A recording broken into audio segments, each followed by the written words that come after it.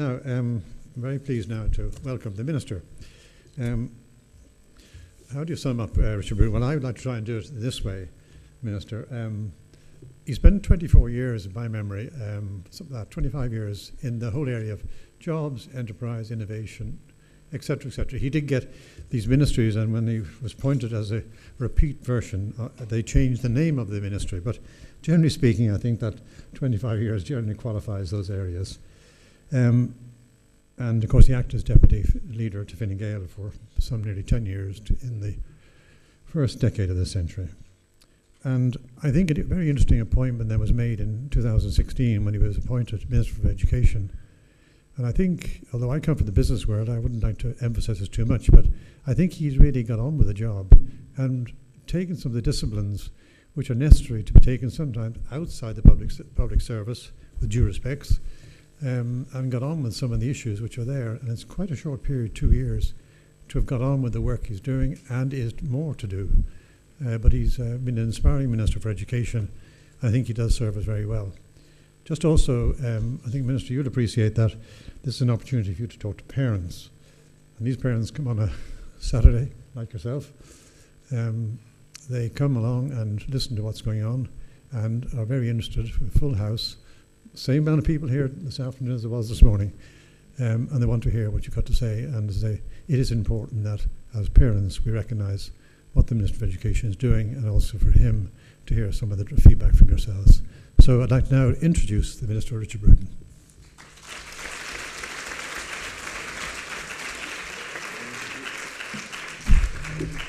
Well, thanks very much indeed. And first, just thanks for the invitation to be here. I believe I have probably the best job in Cabinet. Not everyone may believe that, but I really enjoy what I'm doing. I think it's really important what we're trying to do.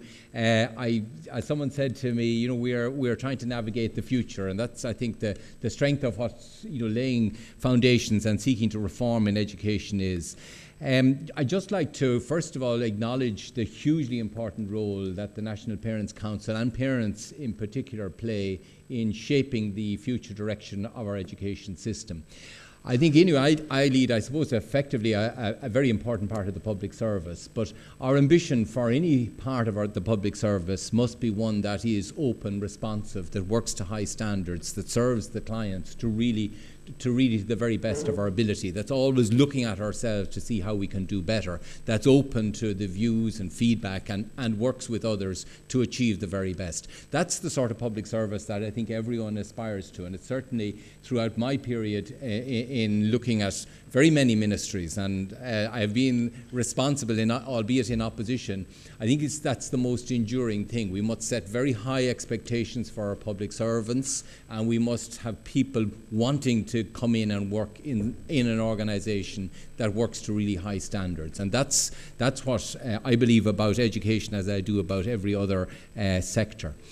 I think in that, and it's probably true of most public services, the producer interests are very well organised, whereas the users, the parents, they are not ever as well organised. And that's true clearly of education. We have very well organised trade unions, we have well organised management bodies, and I'm glad to say we have well organised parent bodies, but they have much greater problems because they don't have the same continuity. You know, you have children for a period and then you move on, and other parents have to take your place. It isn't the same continuity, and it's harder to keep the parents' interest as involved as we would like it to be. So I think it falls to people like myself to try and shape the way we think and talk about education, to focus more on outcomes rather than inputs. And if you do listen to the conversation that you often hear about education, it is about pupil-teacher ratio, about capitation, about the points at which an administrative principal or a deputy principal is appointed. It's very much, we talk about the inputs and should we, you know, put more into this or that pot. And one of the things that I'm trying to do, and it's at the core of our action plan for education, is to start talking much more about the outcomes for children. And that every policy, whatever it is, if it is to be considered, it has to be considered against the prism of what's the impact that this will have on the outcome for our children. And I think that's a really important try and shift that debate, because it does alter the way in which you think about things, and it does force you to start looking at evidence, and some of the evidence is not the self-evident thing that you think it will support. I suppose the other thing that I've been very determined to do is that, a lot of people can look at education and don't get motivated about change. I think we have to recognize that, if we want to succeed, be it in enterprise, culture, sport, no matter what, education is the key. If we want to break down barriers of disadvantage, education is the key. So we must aspire to be the very best. And I have set that by 2026, which is now only 8 years away, it was 10 years when we started, that we would have the best education and training service in Europe. And by that I mean I've identified the sort of things where we need to be best. We need to be best at learning, at creating an environment where children learn. And it's really encouraging to see that this year we saw that our 10-year-olds are the best in Europe at reading and at mathematics, not so much at science. We also saw this year that the reports from our inspectorate showed that the proportion of our schools which are deemed poor by the inspectorate has halved. Again, very, very significant progress. So we're definitely going in the right direction against real outcome indicators, not, the things that we talk about.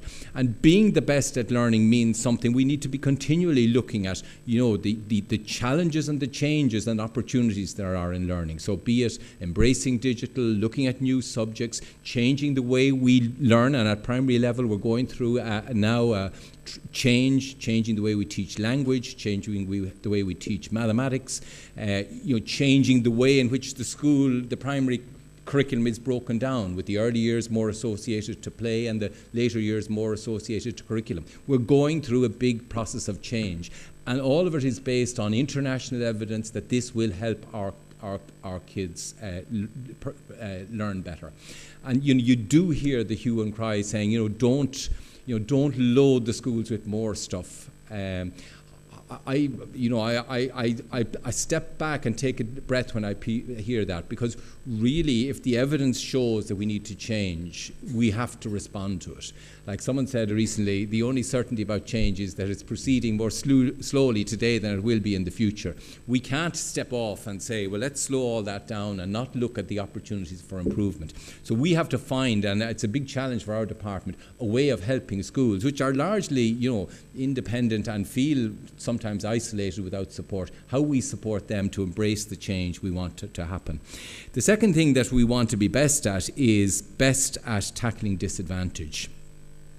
And again, I think the news is pretty good. In the last 10 years, the dropout rate in disadvantaged schools, the so-called DESH schools, has halved. Extraordinary achievement, gone from about 30% down to 15%. And we are now one of the best countries in Europe at retaining children right to the end of second-level education. And of course, the foundation for that is built in our primary schools. But we still have significant gaps in literacy and numeracy between schools that are designated disadvantaged and the others, and we need to work on those. We're also seeing very significant improvement in the extent to which children with either special needs or disadvantage are continuing to progress right through our education system on into third level. The numbers are very encouraging there, with 36% increase in children who come from a disadvantaged background progressing to the third level, 55% coming with a disability. So the policies we have been putting in place in recent years about resource teaching, about SNAs, they are having an impact in creating better pathways. But I think we cannot be content with those. And I think as a country, we've hugely neglected areas like traineeships, apprenticeships, things that in other countries are really successful and open up opportunities for people, where we have tended to focus on a pretty academic route as being, the route that we expect everyone to follow. I think we need to rethink that, and I think that's something that we're working on. The other thing is we want to be best at encouraging our schools to themselves be improving, self-evaluation, having honest conversations with one another within the schools and with their parent bodies about how good they are, how they could improve, where are the points of weakness, where should we be collecting information about what's happening in our school and looking for people to compare with. I think that's really one of the most important things. And this year, I think really positive, two really positive things happened this year. The INTO is getting involved again in school self-evaluation, which had been, for industrial relations reasons, off the agenda for a while. We're also investing back into school leadership, so we're putting back resources. We will this year have 1,000 principals engaged in either coaching, mentoring, or a postgraduate qualification. We're putting back 1,500 assistant principals at both primary and another 1,500 at second level. So we've got an agreement from the trade unions to have a different type of leadership model that distributes leadership, that holds those who are, say, a leader within an assistant principal is taking responsibility for digital, to embrace digital within the school. Not only are they given the responsibility, but they're held accountable. There is an annual discussion with the principal about how are they progressing. There is a report on that. We are moving with the support of the trade unions to have a more modern, accountable leadership within our schools, something that's really important. If you ask me what are the two things that impact most on a child's success, one is the primary teacher that they get, and the second is the quality of the leadership in the school that they're in. Those are the things that we have to work on, and I think we are doing very interesting things there. The other thing we're doing interesting, and it's breaking with tradition, we are for the first time funding innovation within our schools.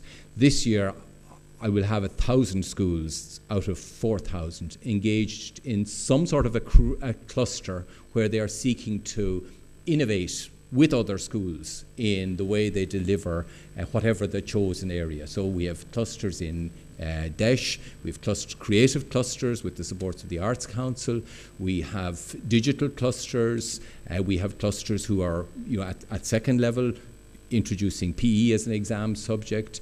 We have clusters who are looking at the framework for digital integration within the schools. We have many, many initiatives getting off the ground, which are moving away from the one-size-fits-all, and that you get your PTR and your capitation and you follow your curriculum and that's it. This is saying to schools, if you want to respond to the needs of your kids, it's far better that we give you some money to do things differently, to work with others, to try things, and of course some of those will fail.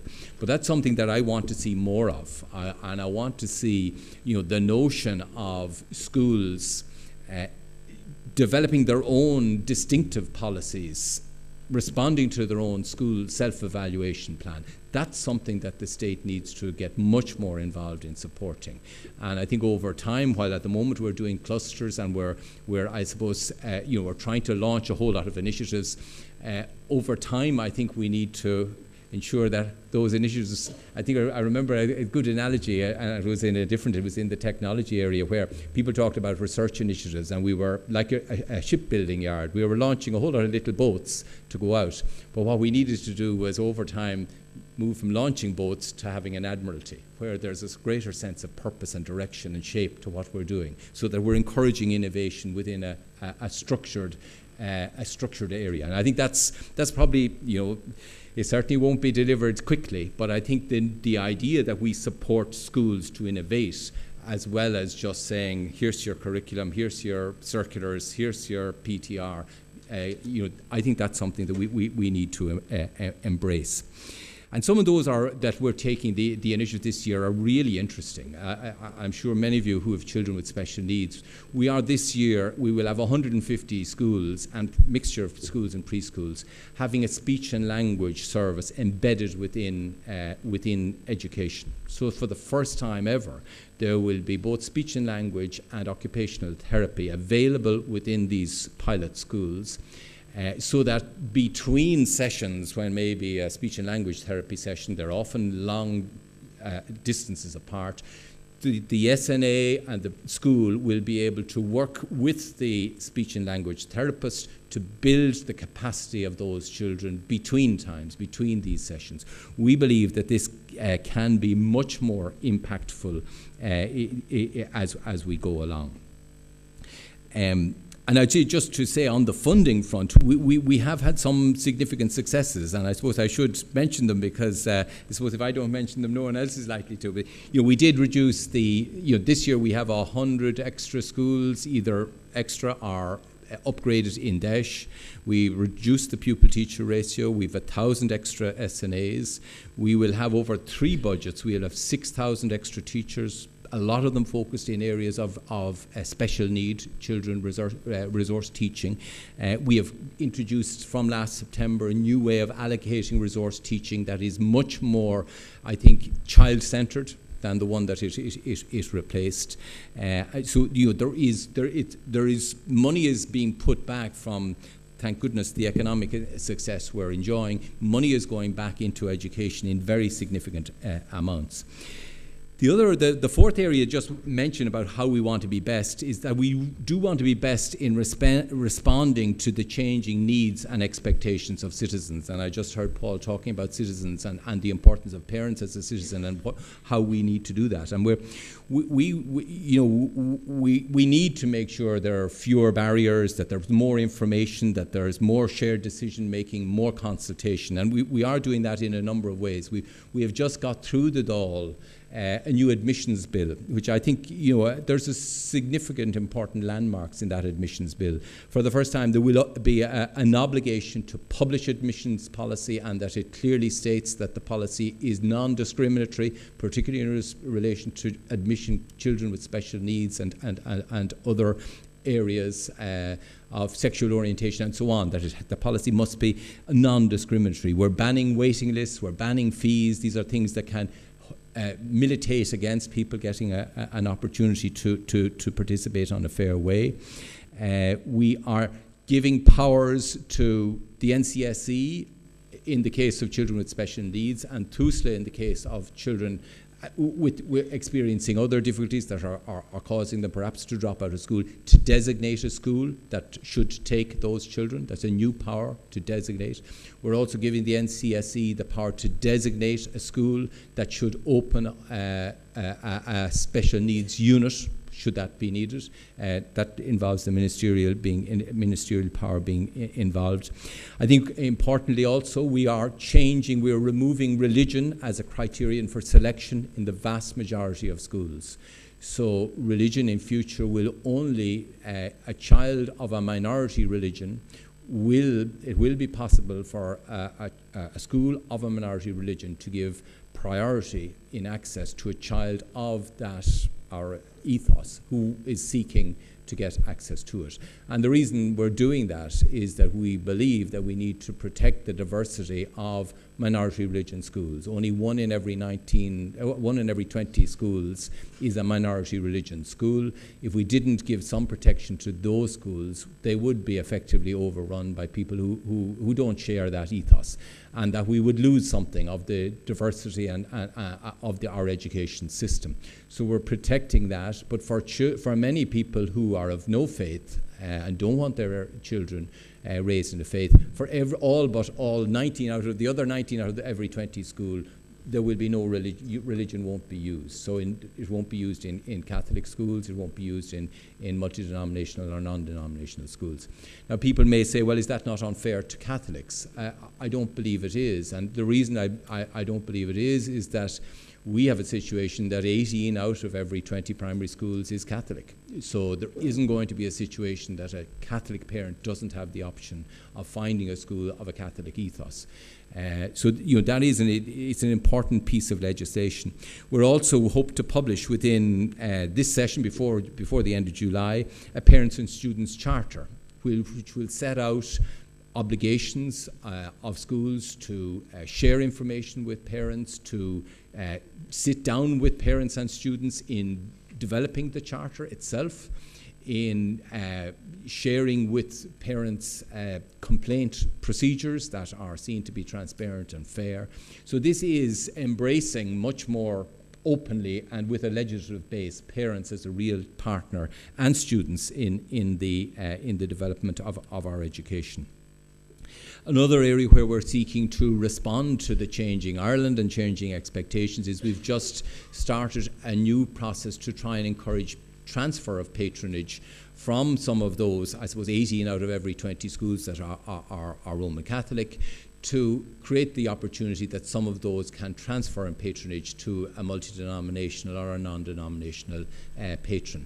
This has been something that has been tried in the past with from a sort of the idea was divestiture, closure, amalgamation, closure and transfer. We are now looking at a different model that would actually see a school live transfers without schools closing, without having to have a property transfer, and we're using the ETBs to conduct surveys which are now underway as we speak.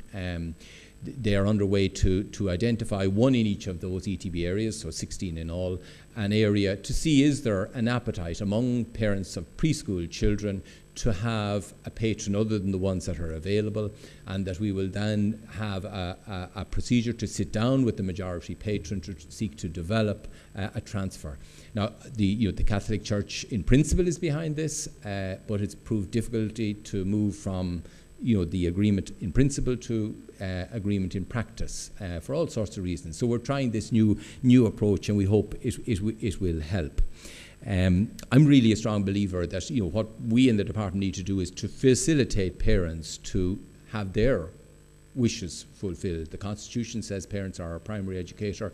So, I think it's valuable if someone wants to raise their children in their own faith.